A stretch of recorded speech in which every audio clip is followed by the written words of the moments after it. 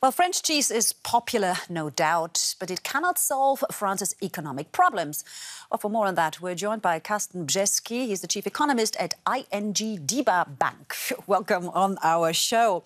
First of all, how do you think France can overcome its reform problems?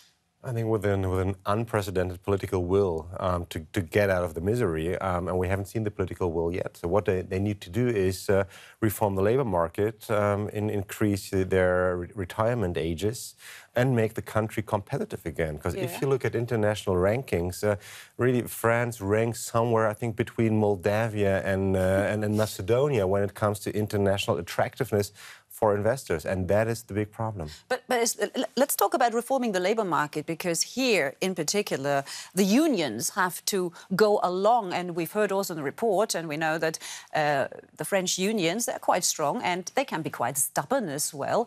Now, Maggie Thatcher, back in the days in Great Britain, she just crushed the unions, while Germany, under Chancellor Schröder, and since then ever, we cooperate with unions, and both seems to sort of work. Which model would work for France? I think cooperation would work. The funny thing is, if you compare it with Germany, I think there are more people in unions registered in Germany than in France.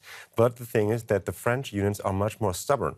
So here it is really cooperation, try to convince the unions that it's really about jobs and not higher wages, and that they need to get the unemployed back into the labor force. Well, that seems quite a task. And in the meantime, of course, debt is rising, the budget deficit is growing. Brussels has just given France another 2 years to get its finances in order. Is Brussels perhaps too lenient when it comes to the heavyweights among Europe's economies? Of course, I think there is some hunch here that Brussels is a bit too lenient when it comes to the bigger countries. But I think Brussels also was a bit more realistic here and pragmatic.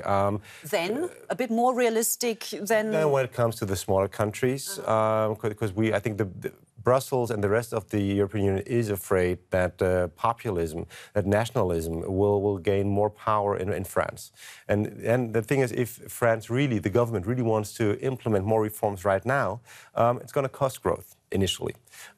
So which means you would give more momentum to Front National, so the populist party there. And I think this is the biggest negotiation trump right now for the French government in Brussels. When they say, if you don't give us more time, you will see actually the populists rising in the polls. Is that also what's holding François Hollande back still? Because, I mean, his party and he himself, he's not very popular right now. Those regional elections, his party lost a lot of votes there.